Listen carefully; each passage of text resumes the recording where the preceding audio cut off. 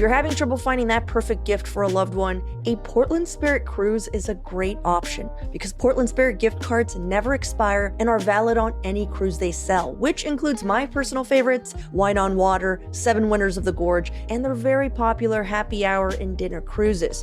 I've personally gone on a few Portland Spirit cruises and highly recommend them to anyone who loves boats and being on the water. Head over to portlandspirit.com for all the details. That's portlandspirit.com.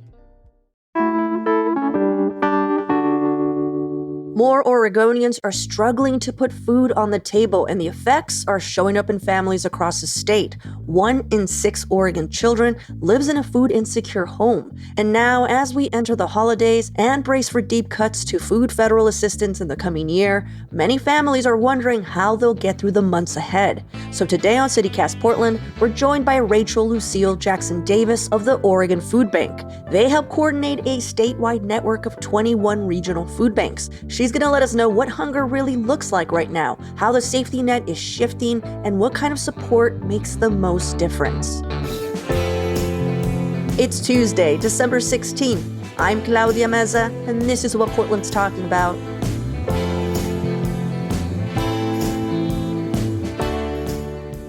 So, Rachel, the Oregon Food Bank has a wide view on how hunger affects families, both in Portland and, of course, across the state, because you're a statewide agency.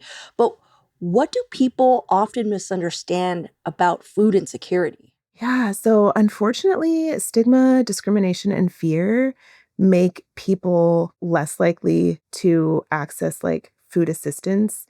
And the stigma is that food insecurity impacts certain types of people, or that it is about people's individual choices that make them hungry. Yeah. But hunger isn't about individual choices. It happens because of policies and systems that make it harder for some people to get by. Yeah, I hear that. I mean, capitalism. I feel like it's really done a number on us on how we view poverty, how we view our own what we consider personal failings, and it gives us such a weird sense of shame when really we're the victims of this terrible system. This could be a whole other podcast, Rachel. I'm just inviting you. No, absolutely. Absolutely. But I asked because my family, we're part of our church pantries and stuff. And that was a thing that was an everyday occurrence. I mean, that's how I ate, a big chunk of time in my youth. And so I didn't know that the state actually had a food bank. So I'm just curious how people get connected to food assistance through the Oregon Food Bank. I guess I'm trying to see the connection between what you guys do and then all the other little food banks I see. Yeah, super common question. What's the role of a food bank versus these smaller food pantries?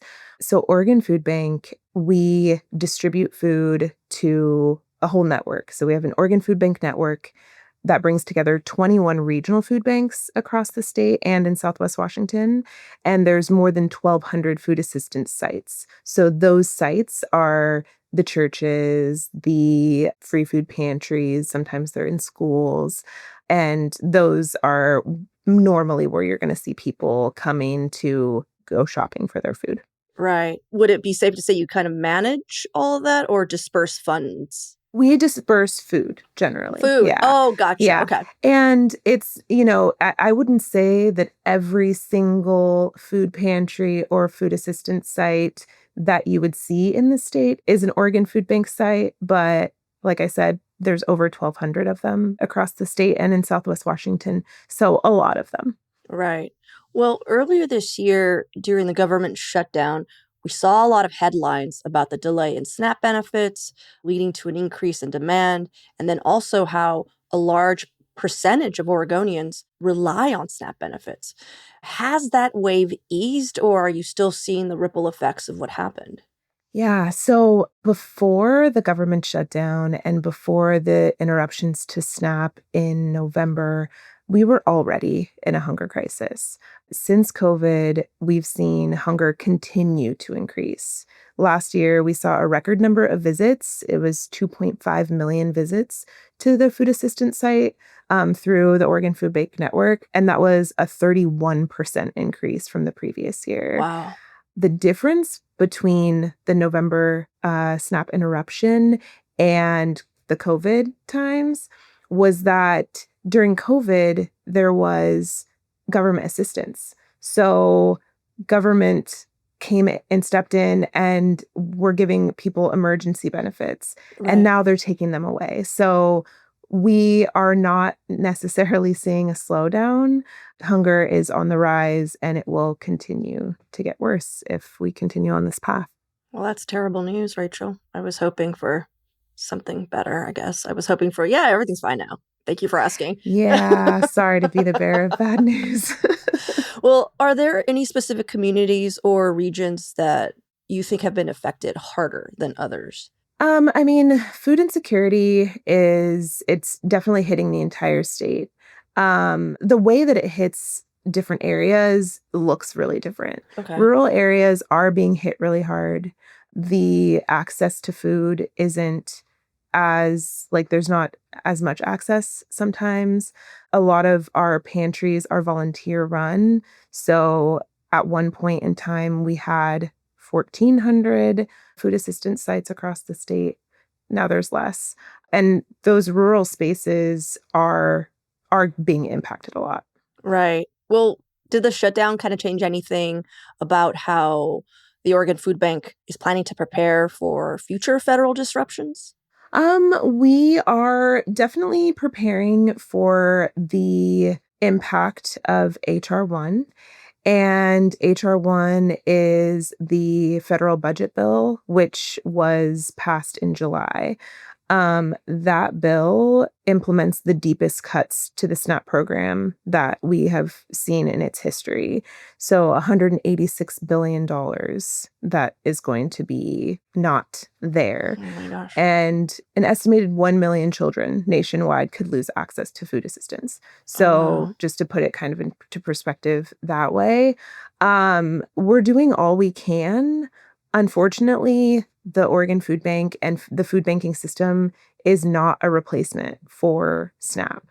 For every meal that the Oregon Food Bank network can provide, SNAP provides 9. So Yeah. it takes about $142 million to fund SNAP for just 1 month in Oregon. And that's just not something that we can replace. So while we are, we're doing all we can to prepare, we're trying to let folks know where to find food. But unfortunately, people are going to feel it in their homes and across communities. Ugh. Well, let's take a quick break here. And when we come back, how the holiday season is adding to all this.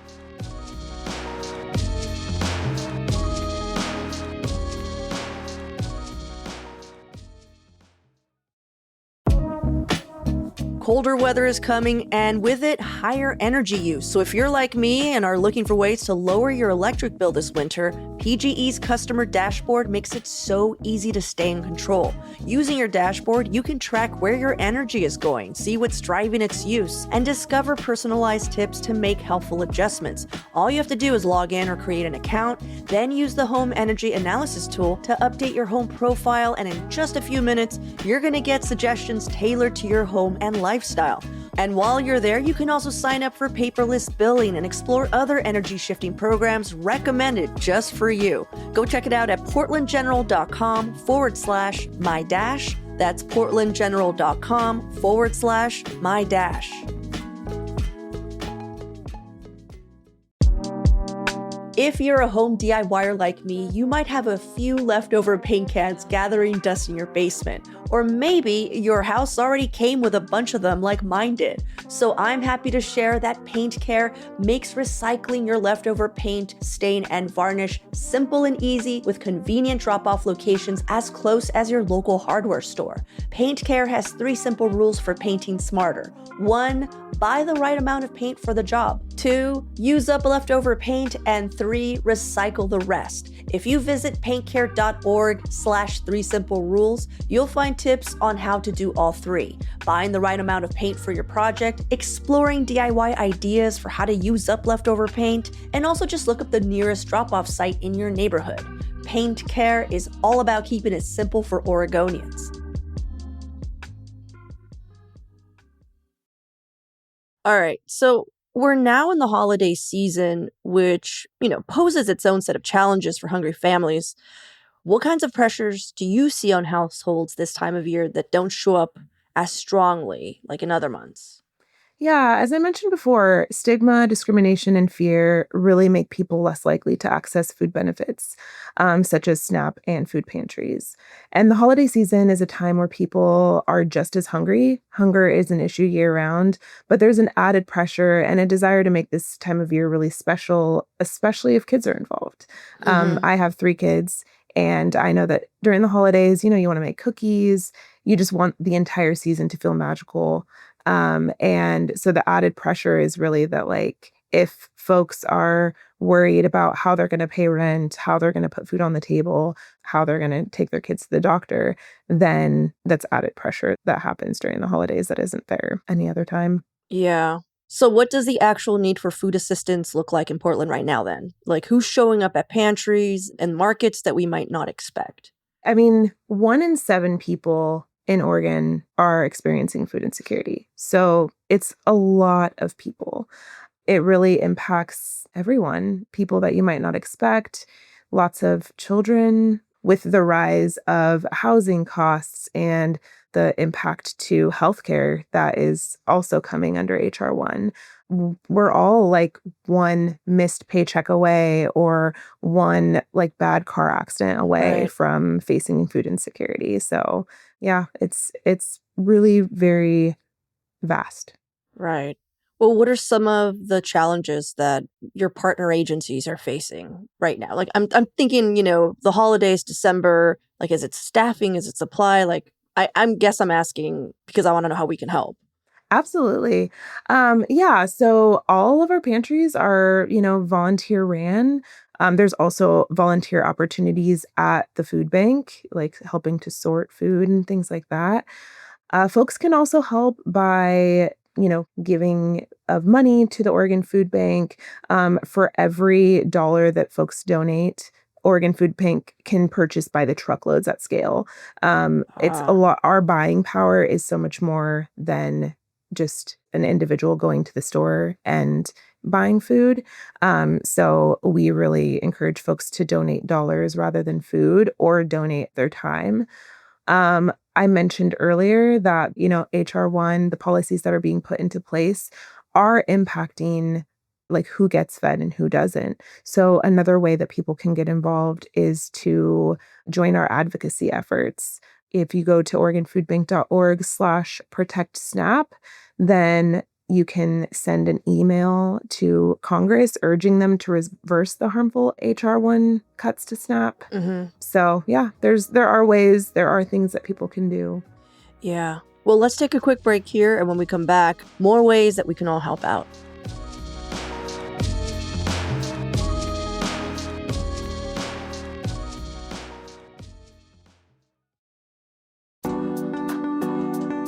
Sometimes the best gift you can give your loved ones, especially older family members not brain rotting online like the rest of us, is a window into your life. Aura Frames helps keep your family close during the holidays by making it easy to share photos from anywhere using their app and their beautiful digital picture frames. I'm talking unlimited photos and videos sent straight to an interactive photo frame that literally anyone can use. And every Aura frame comes packaged in a premium gift box with no price tag. For a limited time, you can save on the perfect gift by visiting auraframes.com to get $35 off their best-selling Carver Mat frames named #1 by Wirecutter by using promo code CityCast at checkout. That's auraframes.com, promo code CityCast. This deal is exclusive to our listeners and frames sell out fast, so order yours now to get it in time for the holidays. Support the show by mentioning us at checkout. Terms and conditions apply.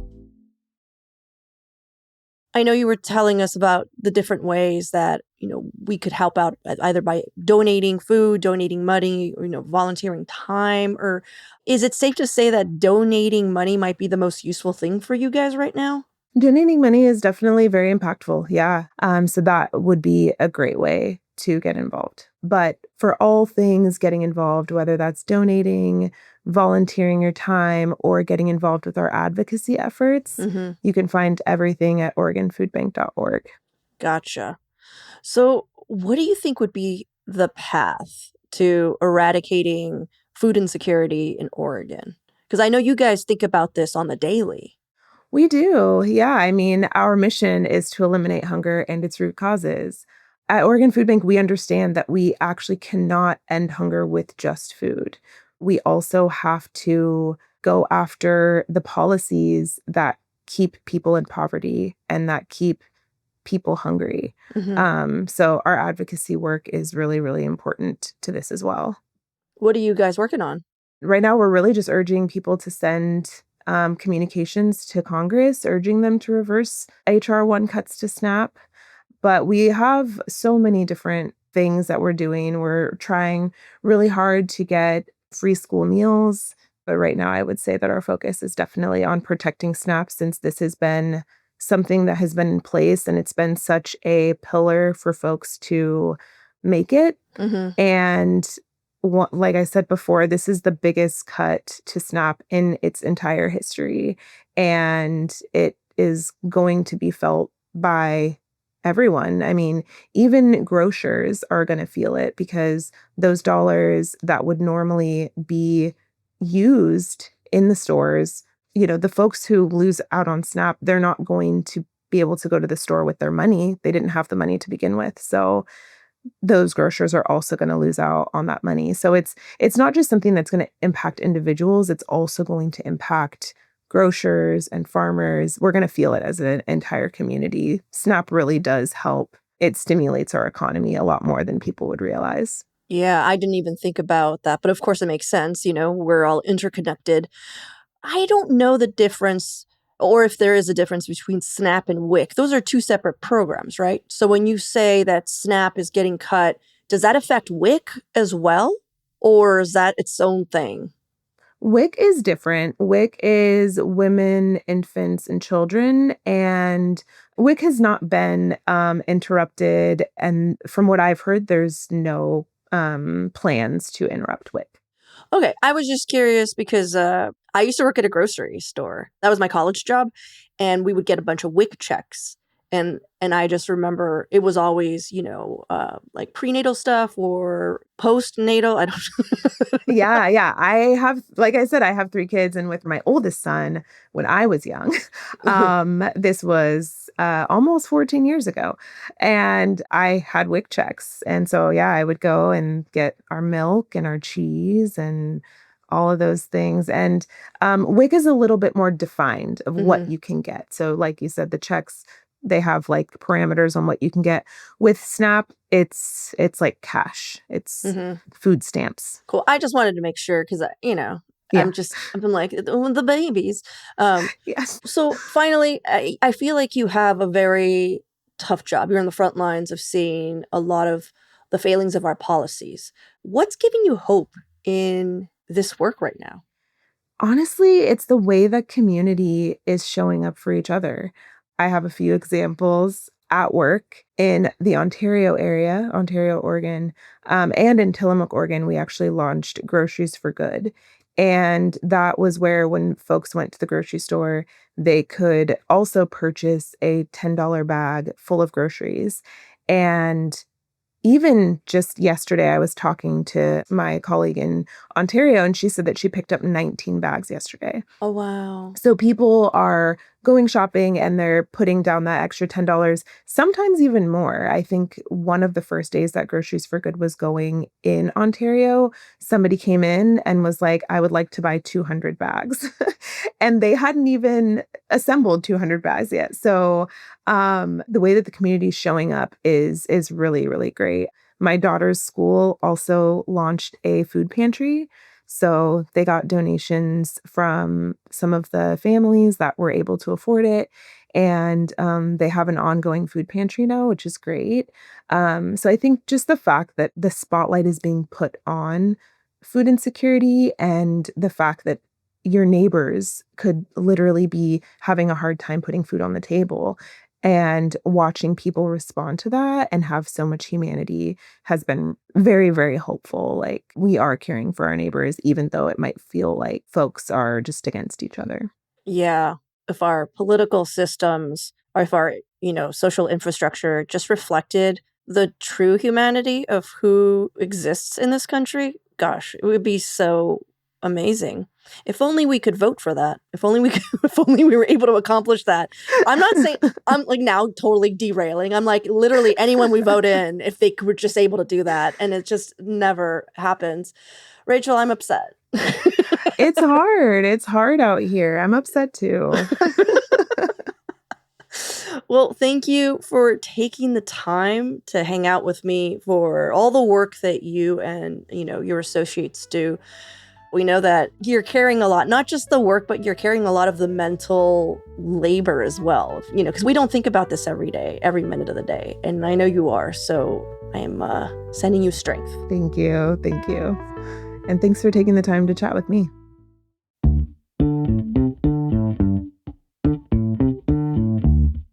That's all for today here on CityCast Portland. Thank you so much for listening. If you enjoyed the show, share it with a friend or rate and leave us a good review. It really helps us out. And don't forget, you can support this show and get some great perks by becoming a CityCast neighbor. Just visit membership.citycast.fm for all the details. We'll be back tomorrow morning with more from around the city.